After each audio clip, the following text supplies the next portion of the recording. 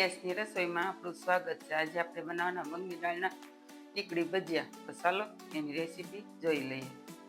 સૌપ્રથમ આપણે મગની દાળ 1 કપ આપણે પલાળી અને 3 થી 4 કલાક આપણે પલાળી રાખેલી છે. 4 થી 5 પાણીએ ધોઈ અને પલાળી છે. તો હવે આપણે આને નિતારી લઈએ. અને આપણે ફોતરી કાઢવાની નથી.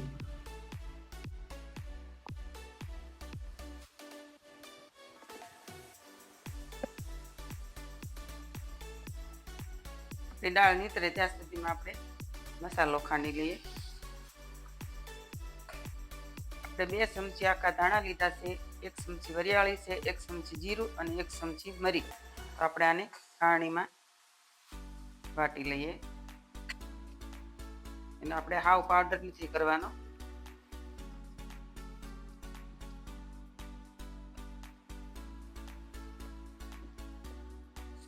મસાલા ખંડાઈ ગયા છે તો આપણે આમાં કાઢી લઈએ.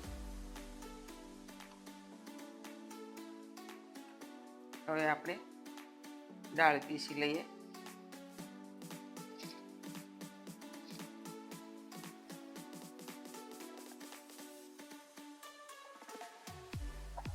આપણે પાણી નથી નાખવાનું, જો જરૂર પડે તો જ પાણી નાખશું. એટલે પીસી લઈએ.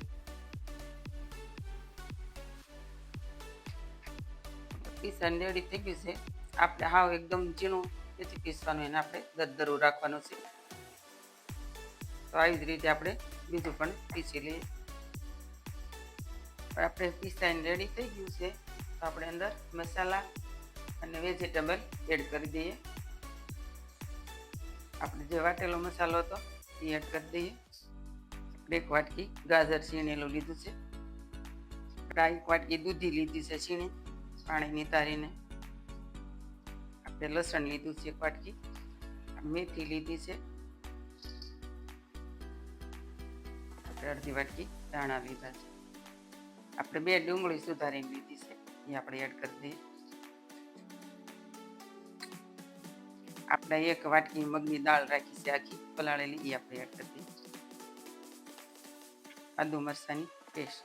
આ તો તમે જેવું તીખું ખાતા હો એ પ્રમાણે લેવાનું. 1 ચમચી હળદર પાવડર, 1 ચમચી મરચું પાવડર, 1 થી 1.5 ચમચી જેટલો આપણે ધાણા જીરું પાવડર લઈ લઈએ. અડધી ચમચી ગરમ મસાલો. આપણે સ્વાદ અનુસાર મીઠું લઈ લઈએ. આપણે આ 2 લીંબુનો રસ કાઢ્યો છે એ એડ કરી દઈએ. 1 વાટકી બાજરીનો લોટ લીધો છે. 1 વાટકી આપણે ચણાનો લોટ લીધો છે. નાની વાટકી 3 થી 4 ચમચી જેટલો છે ચોખાનો લોટ લીધો છે. એ આપણે એડ કરવાનો છે કે આપણા વડા તેલનો શું છે. હવે આને આપણે હાથથી મિક્સ કરી દઈએ.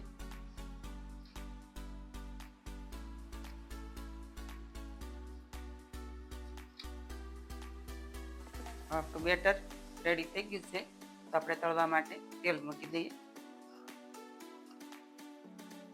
હવે આપણું તેલ ગરમ થઈ ગયું છે તો આપણે વડા ઉતારી લઈએ.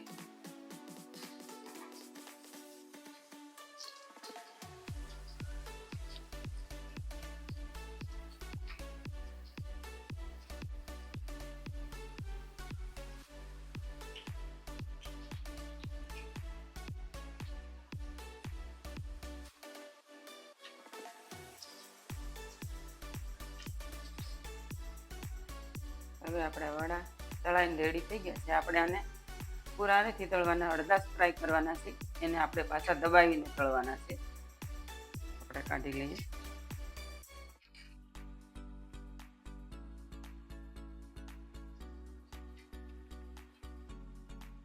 હવે આવી રીતે આપણે બીજા વડા પણ ઉતારી લઈએ.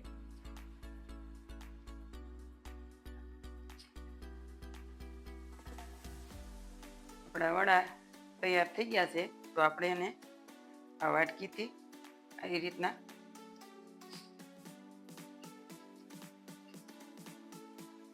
રીતના દબાવી દેવાના છે.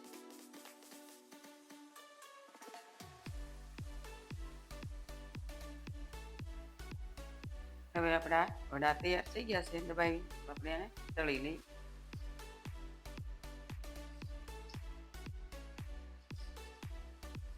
આપણું તેલ ફૂલ ગરમ હોવું જોઈએ, નકર તમારા વડા તેલ પી જાય.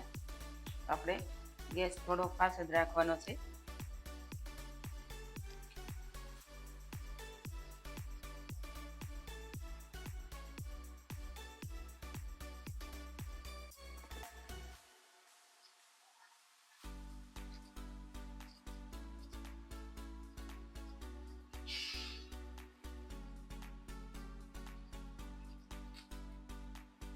હવે આપણા વડા તૈયાર થઈ ગયા છે, આપણે કાઢી લઈએ.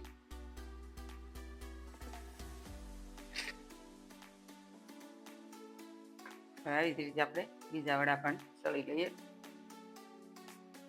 તો તૈયાર છે આપણા મગદાળના ટીકડી ભજીયા. એને મેં આંબલીની ચટણી અને ગ્રીન ચટણી સાથે સર્વ કર્યા છે. જો તમને મારી રેસીપી ગમતી હોય તો મારા વિડીયોને લાઈક કરો અને સબસ્ક્રાઈબ કરવાનું ભૂલતા નહીં.